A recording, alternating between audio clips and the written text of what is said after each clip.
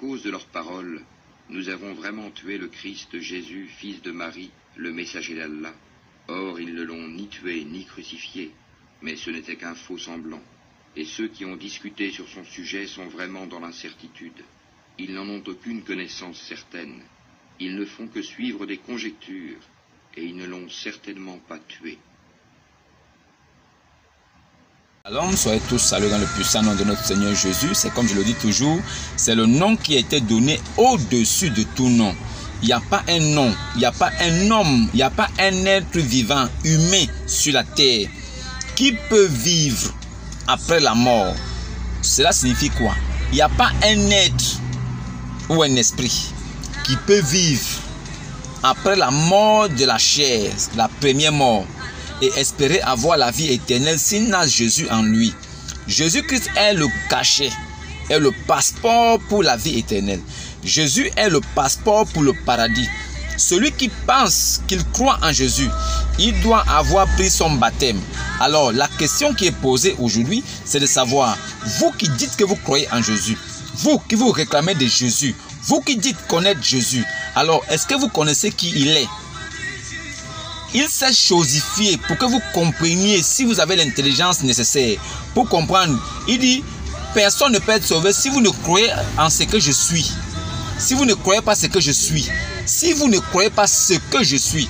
Il n'a pas dit si vous ne croyez pas en moi, sachant très bien que des hommes croient en lui. Il dit si vous ne croyez pas en ce que je suis. Jésus est quoi? Il s'est chosifié, il est quoi? Qu'est-ce qu'il représente en disant ce que je suis? Jésus est la position d'adorer. Il est la position d'adoration des hommes. Il est Dieu. Voilà pourquoi il dit, si vous ne croyez pas ce que je suis, parce qu'il se chosifie en devenant une chose, Dieu, qui est l'objet et le sujet d'adoration des hommes. Un musulman ne croit pas en Jésus.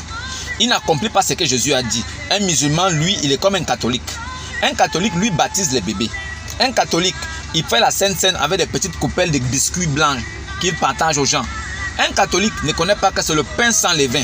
Un catholique ne sait pas qu'on utilise plus les encens et les aromates. Un catholique utilise encore les bougies. Un catholique chasse les démons avec l'eau bénie. Un catholique met sel béni dans sa maison. Un catholique a l'huile bénie. Un catholique, c'est le frère du pape.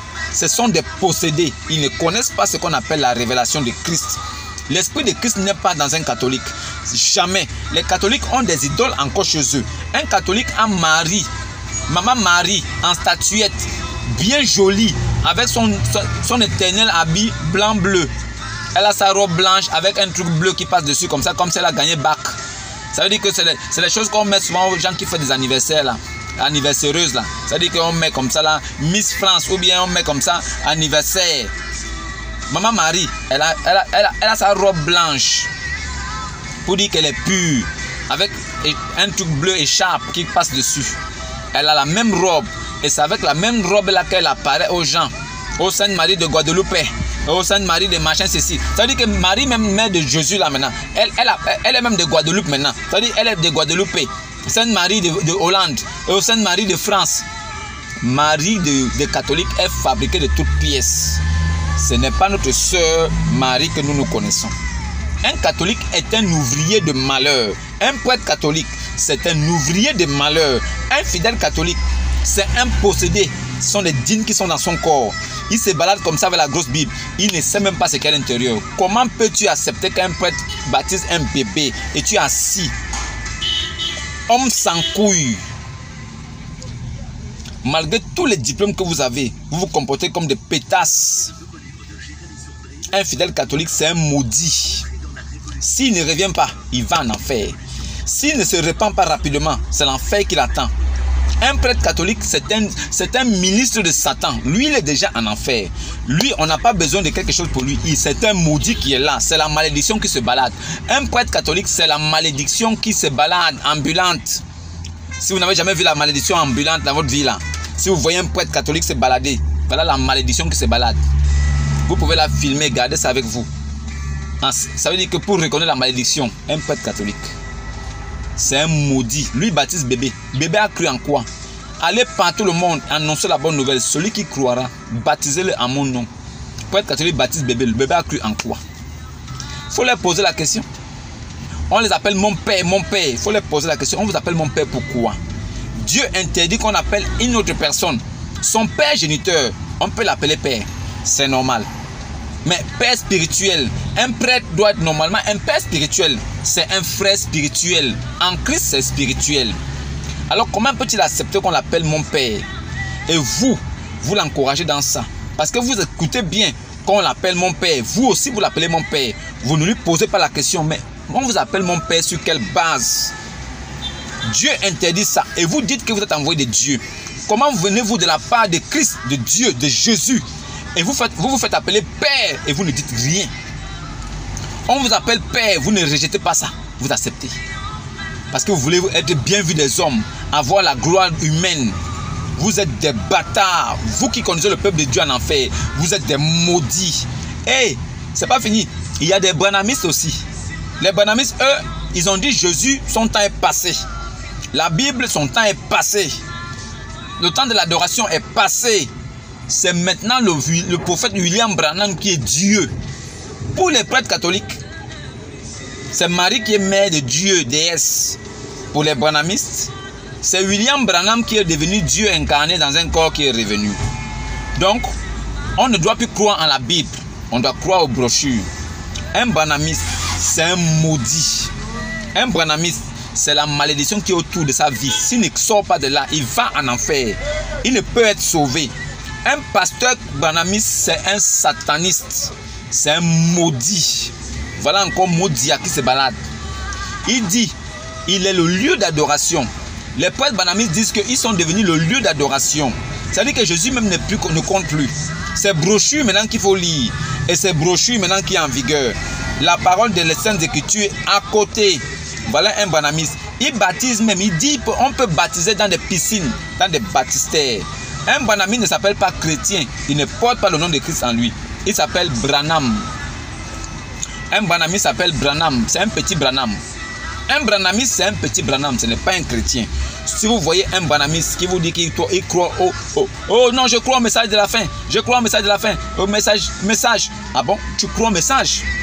Ah, c'est le message de la fin. Mais et le message du début, c'était quoi? Quel était le message du début? Si toi tu crois seulement au message de la fin. Il faut croire au message du début, message du milieu et du message de la fin. Un branhamiste dit qu'il croit au message. Je crois au message. Voilà pourquoi lui, il a ses brochures. Brochures là est plus importante pour lui que la Bible elle-même. Dans la Bible se trouve la parole de Dieu. Lui-même, Marion Branham, Marion Branham, ce branhamiste-là, cet homme-là dont les branhamistes se réclament. Lui, William Marion Branham. Il priait Jésus. Il adorait Jésus. Il signait ses prières par Jésus-Christ.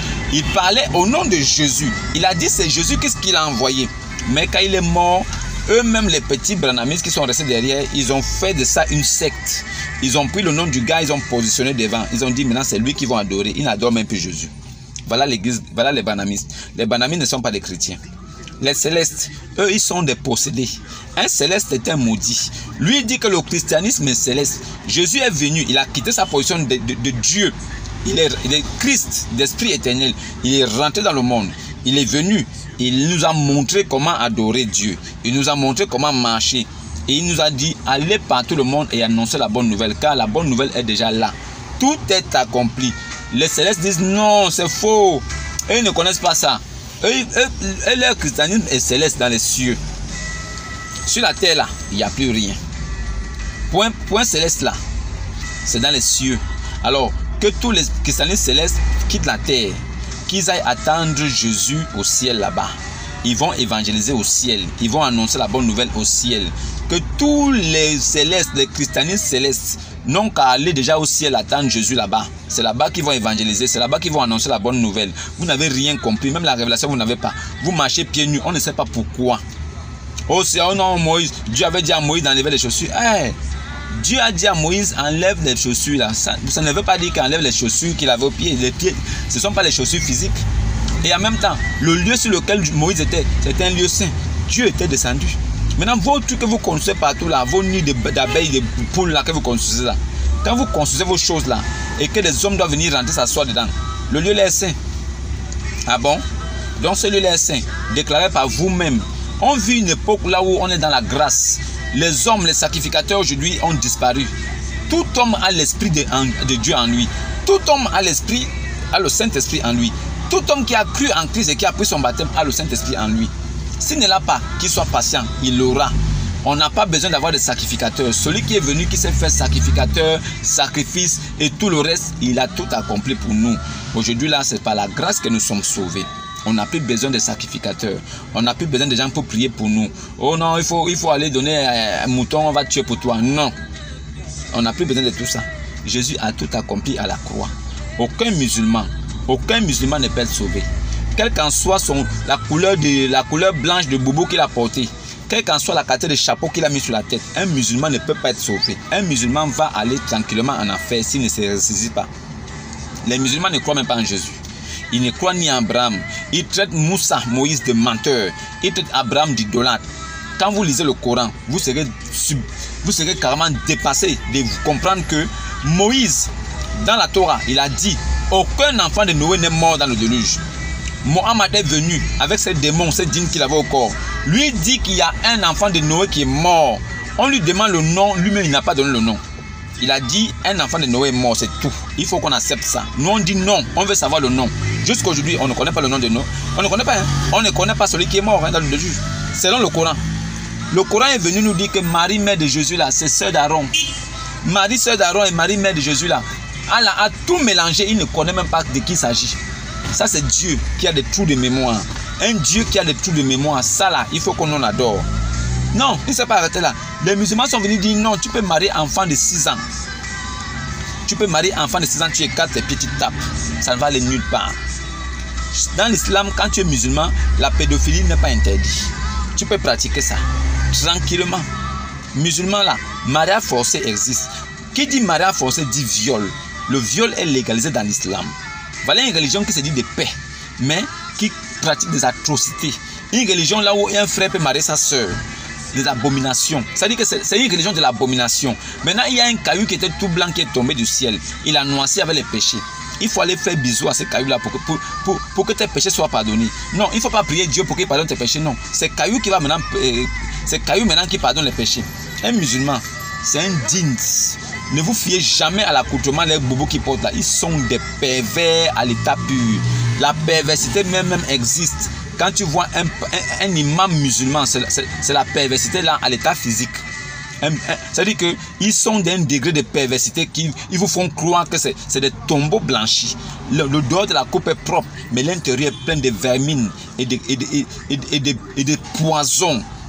L'islam, c'est la mort. Celui qui reste à l'islam, il est foutu. L'islam n'est pas une religion, c'est une secte satanique. Pour ceux qui n'ont pas la tête, ceux qui sont déjà maudits dès le commencement, ils seront musulmans. Musulmans là, c'est la mort. Alors aujourd'hui, j'aimerais vous dire quelque chose. Pour ceux qui écoutent déjà mes enseignements, sachez une chose. La seule façon pour vous d'être sauvé, c'est de croire en Jésus. Il n'y a rien d'autre. Si vous dites que vous croyez en Jésus, vous prenez votre baptême, tout est accompli pour vous. Vous êtes sauvé, vous êtes justifié. Alors, si cela est déjà fait, je pense que vous êtes sauvé. Et je sais que vous êtes sauvé. Parce que je connais les œuvres de mon Père. Et je sais qu'il est capable de toutes choses. Voilà pourquoi mettez votre foi et mettez toute votre foi en Jésus. Car il n'y a que lui seul qui peut vous sauver. Il n'y a que lui seul qui... Alors, sachez une chose. La parole de Dieu est la vérité. Celui qui croit en Jésus est sanctifié, justifié déjà au préalable. Il ne passe plus en jugement devant le trône blanc. Il ne passera pas devant le trône blanc. Aujourd'hui encore, je vais vous parler de quelque chose. Et juste pour compléter quelque chose par rapport à la vidéo d'hier. Hier, je disais, selon la loi de Moïse, quiconque était pendu au bois était maudit. Quiconque était pendu au bois était maudit. Qu'est-ce que cela signifie? C'est-à-dire que si on te pend au bois parce que tu as commis un crime, que tu mérites la pendaison, alors quand tu es pendu au bois, tu es maudit parce que tu as commis un crime. Alors, mais Jésus, lui, il n'a commis aucun crime, mais il a été pendu au bois. Alors, quelqu'un qui n'a commis aucun crime et qui est pendu au bois, il est pendu au bois pour rien, ayant les mains blanches, n'ayant rien fait à ce moment-là, il devient bénédiction. c'est une bénédiction pour ceux qui ont péché. Alors, c'est le sang des martyrs. Jésus a été pendu à la croix crucifié. Son sang a coulé à Golgotha pour nous qui étaient malédiction par le péché d'Adam. À travers la mort de Jésus, son sang qui a coulé nous a purifiés, nous a lavé du péché d'Adam. Et c'est grâce à Jésus que nous sommes au temps de la grâce. Et c'est grâce à Jésus que nous pouvons dire haut et fort que nous sommes sauvés. Et nous savons que nous le sommes. Nous sommes enfants de Dieu par Jésus, par sa mort. Alors, j'entends certains musulmans dire, oh non, mais ça Jésus il a prié et que non, comme il était pieux, Dieu l'a exaucé. Oui, Jésus a prié à celui qui pouvait lui sauver de la mort. Pas l'empêcher de mourir, mais le sauver de la mort. Qu'est-ce que cela signifie? Cela signifie que Jésus devait mourir, mais la mort ne pouvait pas le retenir. Cette prière était que la mort ne le retienne pas, qu'il ne reste pas captif de la mort comme tous ceux qui sont passés avant lui. Alors, vous avez parlé d'Enoch. Oh, Enoch a été enlevé. Mais Enoch n'a pas été tué avant d'être enlevé. Je suis désolé. Enoch a été enlevé, mais personne ne connaît là où il est. Mais Jésus, il n'a pas été enlevé. Jésus est mort, il est ressuscité. Ça veut dire qu'il est mort, il a vaincu la mort et il est ressorti. Il a vaincu la mort. Ça veut dire qu'il est mort, la mort l'a pris et il s'est défait de la mort, il est ressorti. C'est ce que ça signifie. Voilà pourquoi Jésus priait. Cette prière était pour ça. Et il a vaincu la mort, il est sorti de là-bas avec les clés du séjour de la mort. Il priait à qui? Il priait à Dieu. Dieu c'était qui? Dieu était l'Esprit éternel qu'il avait en lui. Alors pourquoi il a dit mon Père, pourquoi moi tu as abandonné? Parce que l'Esprit éternel qui était pur, sans péché, qui était en lui, quand le corps s'est revêtu de tout le péché de l'humanité, l'Esprit éternel saint ne pouvait plus rester là. L'Esprit Christ, l'Esprit messial, éternel, qui était en Jésus, ne pouvait pas rester dans un lieu souillé. Ne pouvant pas rester dans un temple souillé, alors il se retira. Et voilà pourquoi le corps dit à l'Esprit, Père, pourquoi m'as-tu abandonné? Oui, l'Esprit ne pouvait plus rester là. Parce que, étant déjà impur, le corps étant impur, ne pouvait plus garder l'Esprit. L'Esprit aussi rejetait déjà ce corps qui était rempli de malédictions de notre part. Il est mort, il est devenu malédiction à la croix. Pour que nous soyons bénédiction. En son nom de Jésus, nous sommes sanctifiés et justifiés. C'est pour ça qu'il a prié. Si vous ne comprenez pas la révélation des Écritures, ne vous dérangez pas. Laissez la Bible tranquille. Si vous ne comprenez pas les Saintes Écritures, laissez la Bible. Vous n'êtes pas forcé de lire ça de façon littéraire. Vous lisez ça de façon littéraire. Non, la Bible, c'est un esprit qui est là. La Bible, la parole de Dieu, c'est le Saint-Esprit qui est là. C'est l'esprit de vérité. C'est la parole de vérité qui se trouve dans la Bible. Donc quand tu lis la Bible, il faut te raviser. Il ne faut pas lire ça comme si tu lisais ton Coran qui n'a ni tête ni queue. La Bible est remplie de sens. Remplie de sens pour édifier l'homme, pour l'éveiller et pour le perfectionner. La Sainte Écriture est la parole de Dieu vivant. Jésus-Christ est vivant. Vous qui dites là que non, mais Jésus est mort. Jésus n'est pas mort, mais Jésus vit encore. Pourquoi on dit Jésus vit encore? Pourquoi vous n'allez pas prier Enoch? Enoch a été enlevé. Allez prier Enoch. Pourquoi vous n'allez pas prier Adam? Pourquoi est-ce que votre Maboul Madi ne dit pas que non, celui qui ne croit pas à Adam, un musulman qui ne croit pas à Adam, ne peut pas aller au paradis? Pourquoi il ne dit pas ça?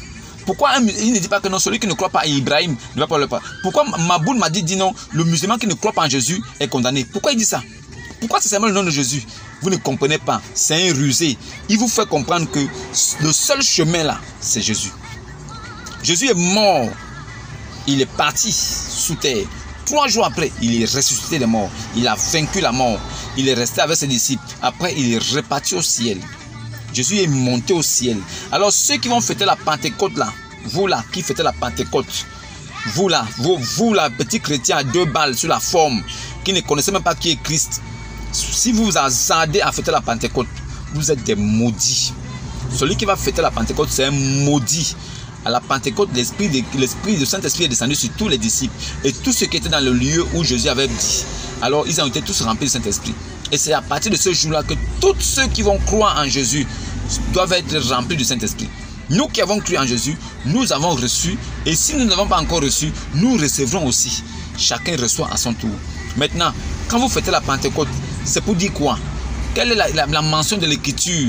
Quelle est la mention de l'Écriture qui dit qu'il faut fêter la Pentecôte? Où ça? Pourquoi vous fêtez la Pentecôte? Sur quelle base vous la fêtez? Nous, chrétiens, nous avons la Pentecôte avec nous.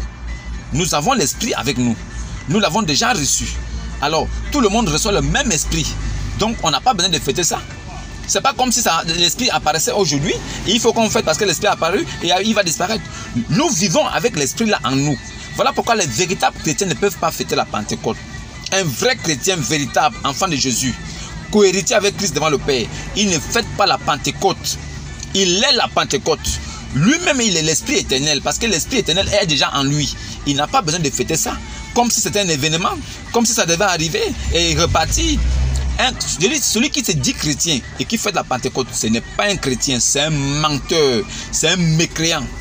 Celui qui va fêter la Pentecôte là, des catholiques, c'est un maudit. C'est moi qui vous le dis. Si vous fêtez ça, vous êtes des maudits. Donc ravisez-vous. Ne fêtez pas la Pentecôte. Nous sommes la Pentecôte. La Pentecôte est déjà en nous. Nous avons l'Esprit. L'Esprit a été dispersé pour tous les enfants de Dieu, pour tous les enfants de Christ. Ceux qui sont sémences de Dieu avant la fondation du monde. Nous l'avons déjà reçu. On n'a pas besoin de fêter ça. Celui qui fête ça, c'est celui qui n'a pas. Celui qui n'a pas l'Esprit de Christ en lui, il fête ça. C'est un païen. Nous, on l'a avec nous. On n'a pas besoin de fêter ça. S'il faille fêter la Pentecôte, on doit la fêter tous les jours. Si moi je dois fêter la Pentecôte, je dois fêter la Pentecôte tous les jours. Et c'est ce que j'ai fait. Je parle de Christ tous les jours. Je parle de Christ tous les jours. Je prononce le nom de Jésus-Christ tous les jours dans ma vie. À partir de là, c'est ma Pentecôte qui est fêtée là. Je la fête tous les jours. Alors pourquoi donc organiser un festin pour ça? Pourquoi dire que c'est un jour férié? Ça, ce sont des choses des hommes. Ça n'a rien à voir avec Dieu. Celui qui fête la Pentecôte là, c'est un païen. C'est moi qui vous le dis. Celui qui va fêter la Pentecôte, c'est un païen. La Pentecôte est déjà en nous. Nous avons ça avec nous. Nous avons l'Esprit de Christ avec nous. On n'a pas besoin de fêter ça. Et il n'y a aucune portion de l'Écriture qui dit qu'il faut la fêter. Jésus a dit, vous ferez cela en mémoire de moi. Il a parlé de la Sainte Seine, le partage de son corps, de son sang et de sa chair. C'est ce que nous devons faire. Ça là, c'est ce qu'on devait faire. Ça, c'est ce qu'il a dit de faire. C'est que vous fêtez comme on appelle le Pentecôte là. Qui vous a demandé de faire ça? Qui vous a envoyé? Vous qui vous réclamez d'enfants de Dieu. Vous qui vous réclamez de prophètes de Dieu. Vous qui vous réclamez de pasteurs, de oints de Dieu. Qui vous a demandé de fêter la Pentecôte? Qui vous demande de fêter la Pentecôte? Vous êtes des égarés. Vous ne connaissez même pas Jésus. Vous utilisez seulement son nom à vos fins personnelles. Si vous le connaissiez là, vous ne devez pas faire ces choses-là. La Pentecôte ne doit pas être fêtée. Nous l'avons déjà avec nous. Vous ne comprenez pas quoi? Voilà. Je voudrais encore aborder un autre sujet avec vous. En ce qui concerne les femmes.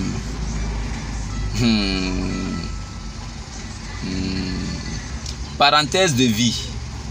Parenthèse de vie, c'est apporter juste une petite pincée de sagesse à ceux qui vivent, qui ont l'impression de vivre, mais qui sont plutôt des esclaves de la vie. Ils ne sont pas des dominateurs de la vie. Ils n'ont pas été placés sur la terre pour être les chefs de l'œuvre de Dieu, mais ils sont carrément des gens qui subissent l'œuvre de Dieu. Alors, toutes les personnes qui viennent là, qui ne comprennent pas ce qu'on appelle parenthèse de vie est une façon de vous éduquer et vous faire comprendre certaines choses pour vous ouvrir les yeux, pour que vos yeux s'ouvrent et que vous compreniez la vérité de Dieu. Alors, tous les hommes là, quand vous allez écouter cette vidéo, écoutez-la jusqu'à la fin. N'oubliez pas, abonnez-vous, likez aussi, partagez, cela ne vous coûte rien du tout. Mais, je vous le dis, pour la continuité de la chaîne et pour le bien-être de la chaîne, pour que je puisse continuer à vous dispenser des enseignements et vous édifier aussi sur les choses de la vie et sur les choses spirituelles, alors je vous demande de vous abonner. Abonnez-vous, likez, partagez aussi à vos frères qui cherchent la vérité. Je vous le dis toujours, la vérité se trouve dans les Saintes Écritures. La vérité se trouve dans la Bible. Alors, lisez-la. Si vous ne pouvez pas la lire, alors cherchez à comprendre les hommes de Dieu. Quand vous suivez une vidéo ou bien quand vous écoutez un homme de Dieu parler, alors posez la question, c'est écrit où ce que vous dites? S'il vous dit quelque chose qui est écrit, alors mettez foi. Si vous posez la question, c'est écrit où? Il ne vous donne pas le verset. Alors il va raisonner. Vous lui posez d'abord la question préalable.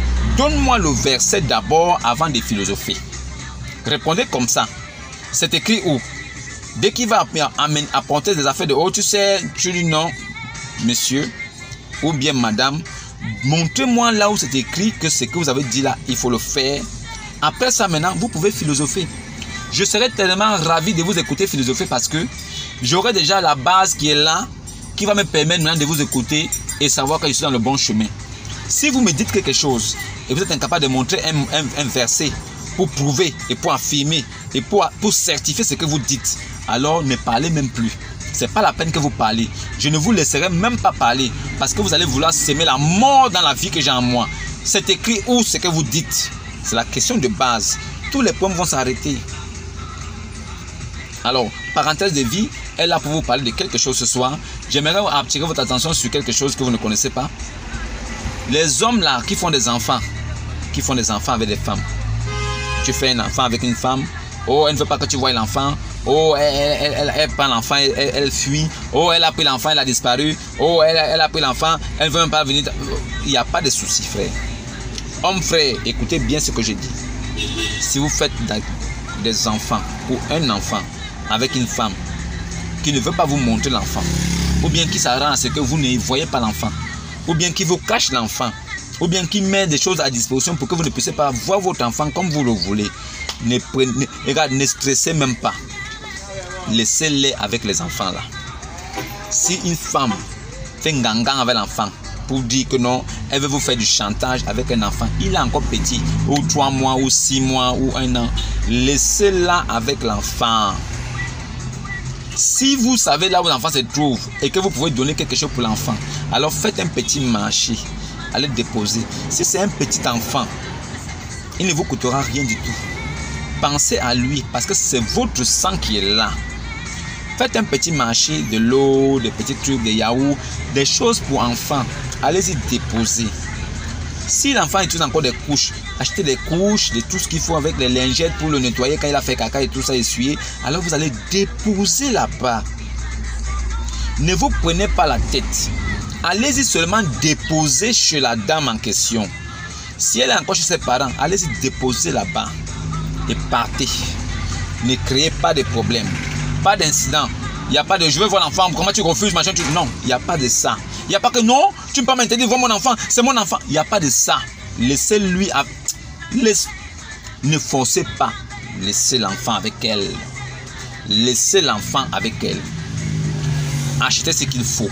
S'il est encore tout petit, des couches, de l'eau, tout ce qui va avec, les céréales, tout ça, donnez seulement à l'enfant.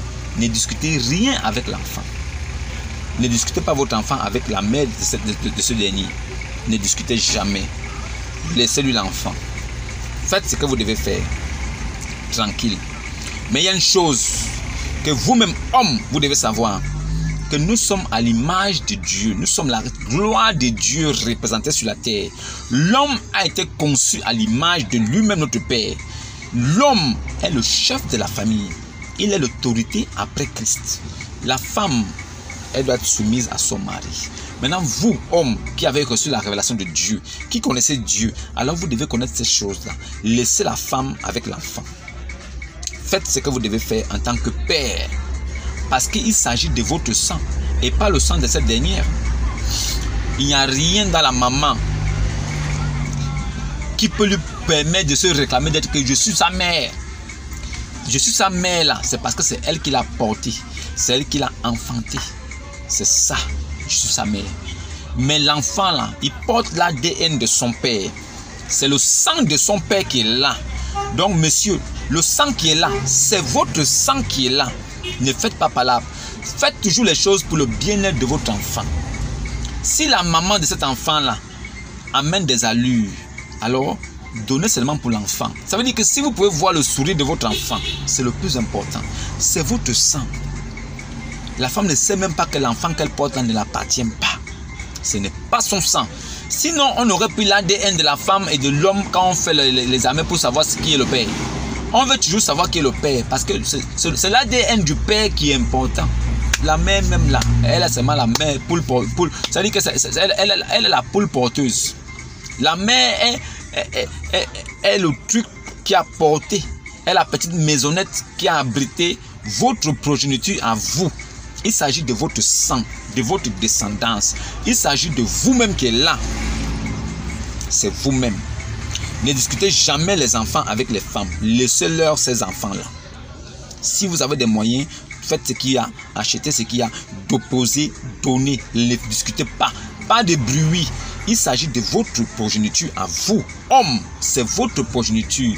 Ce n'est pas votre femme qui est là-dedans. Elle se réclame parce que c'est elle la mère. Sinon là, il n'y a rien dans l'enfant là qui l'appartient. c'est votre sang qui est là-bas. Ce n'est pas le sang de la mère. C'est votre sang.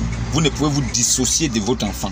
Vous ne pouvez jamais vous dissocier de votre enfant jusqu'à ce que la terre va finir. Mais vous pouvez vous dissocier d'une femme. Vous pouvez changer une femme aujourd'hui. Dès que vous n'êtes plus ensemble, vous n'êtes plus ensemble. Il n'y a pas de lien de sang. Il n'y a pas de lien de parenté entre vous et la femme.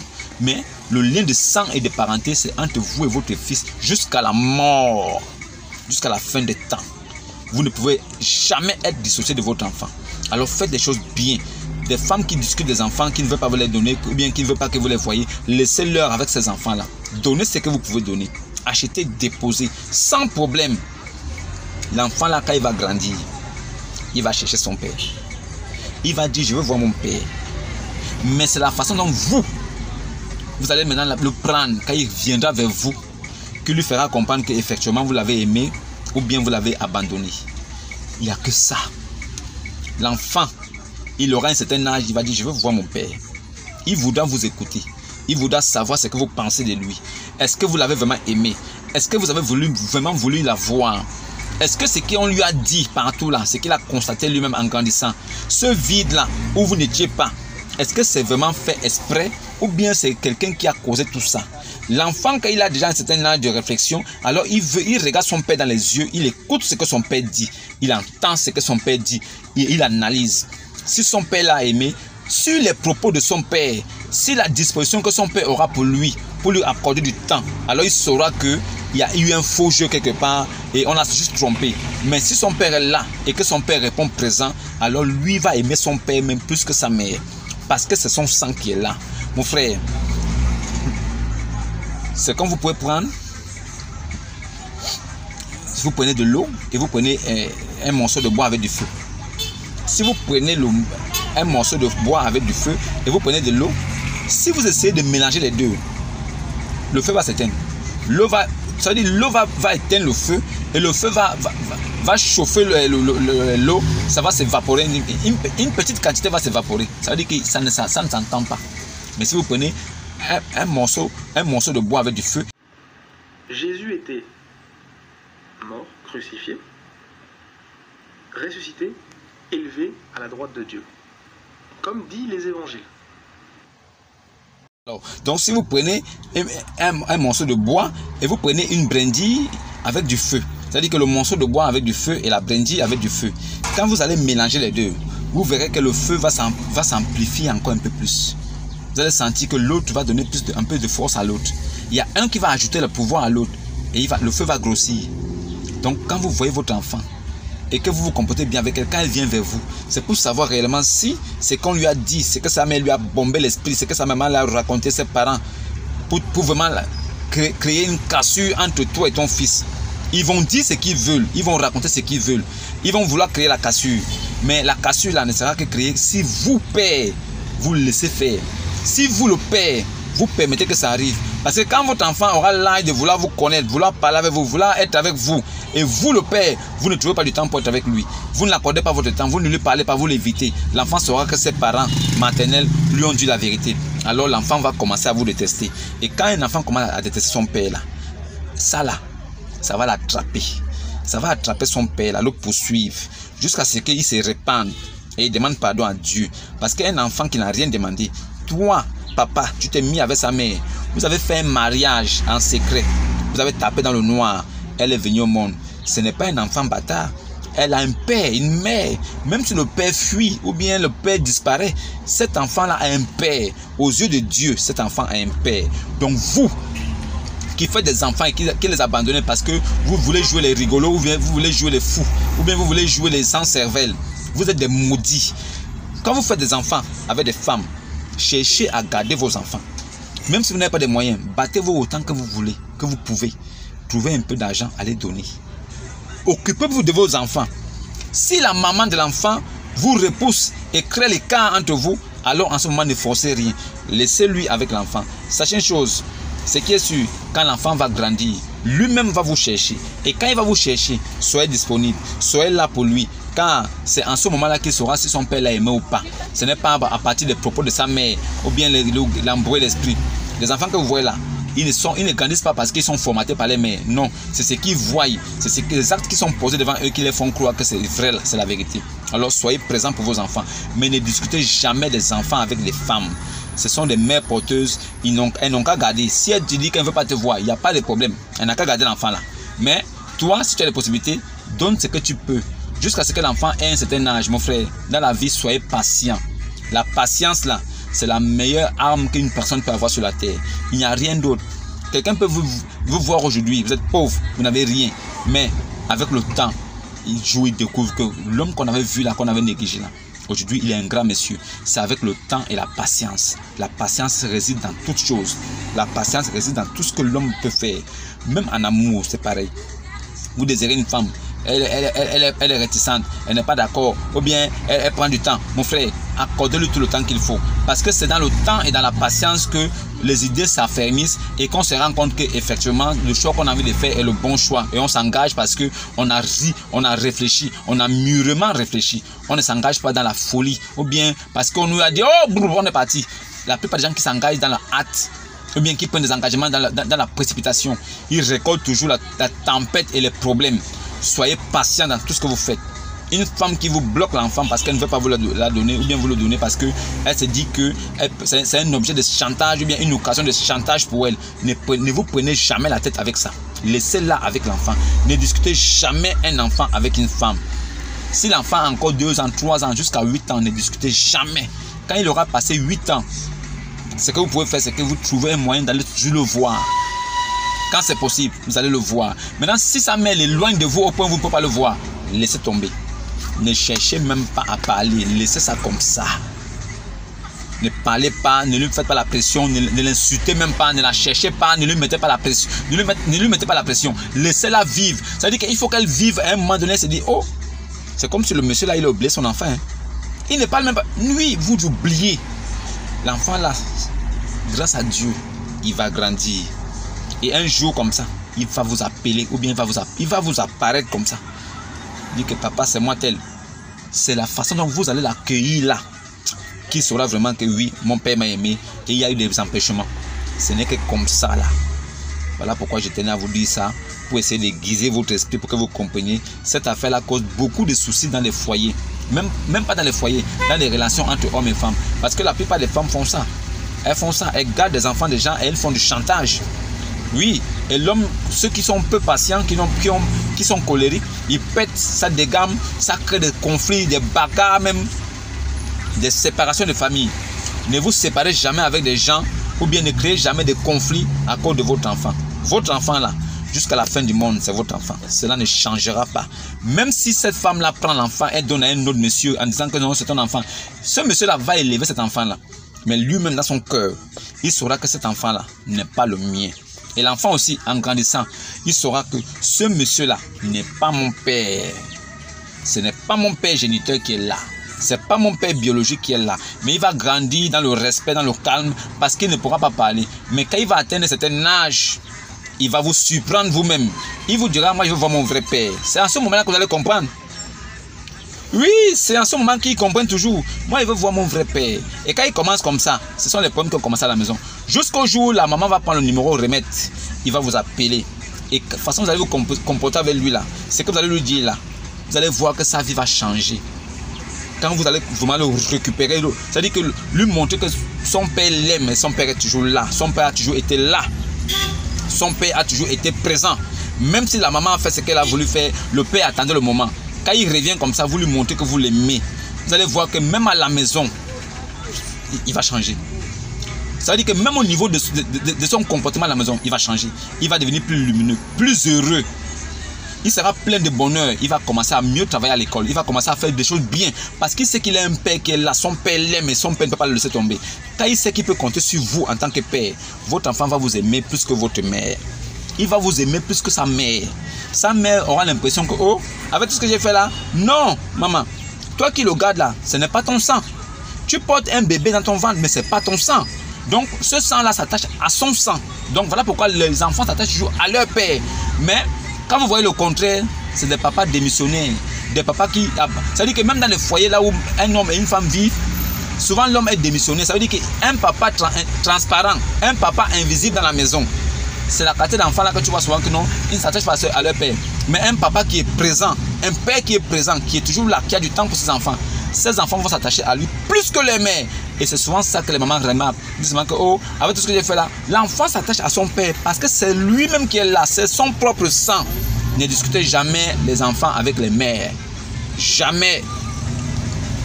Quand ils veulent encaisser les charges, laissez, elle va subir les charges. Mais quand l'enfant là sera déjà conscient, il va vous chercher, vous prendrez le relais et vous lui montrez en ce moment là que vous êtes un père aimant, attachant, qui a toujours voulu être avec lui, et vous allez faire ce qu'il faut. Vous allez voir, vous serez un homme heureux. Ne discutez jamais les enfants avec les mamans. Jamais. Ne faites pas ça, les gars. Laissez les mamans garder leurs enfants s'ils veulent. Si elles veulent garder là, elles n'ont qu'à garder. Il n'y a pas de souci. Mais vous, concentrez-vous à l'évidence. Concentrez-vous à l'essentiel. Ayez toujours un œil là-bas. S'il y a possibilité de faire quelque chose, faites. Mais rendez-vous discret. Disparaissez même. Mais de temps en temps, quand vous venez vous déposer ce qu'il y a à faire, c'est-à-dire que vous venez toujours déposer le nécessaire de l'enfant. Il faut partir. Soyez patient. Il va grandir. Un jour, vous serez assis comme ça, l'enfant là vient vous voir, il part comme il veut. Jusqu'au jour où il va vous dire que papa, il veut vivre avec toi à la maison. Il va venir. C'est-à-dire qu'il va prendre son sac chez sa mère. Il vient vivre chez toi, son père. C'est là où sa mère va comprendre. Ne discutez jamais. À mon entendeur, salut. Et n'oubliez pas que la Pâque ne se fête pas. Notre Pâque, nous la fêtons tous les jours parce que notre Seigneur Jésus a été immolé avec nous. La Pentecôte, on la fête aussi tous les jours parce qu'ayant reçu le Saint-Esprit en nous sans avoir mérité, c'est qu'un plaisir immense. Nous ne savons même pas comment dire merci à Dieu. Alors notre Pentecôte est avec nous tous les jours. On la fête tous les jours. Quand nous confessons que Jésus est Seigneur, c'est une façon de fêter notre Pentecôte. Alors ceux qui vont fêter la Pentecôte là, vous êtes des maudits. Des maudits. Je répète encore. Ceux qui vont fêter la Pentecôte là, vous n'êtes pas chrétiens. Vous êtes des maudits. Shalom et à demain.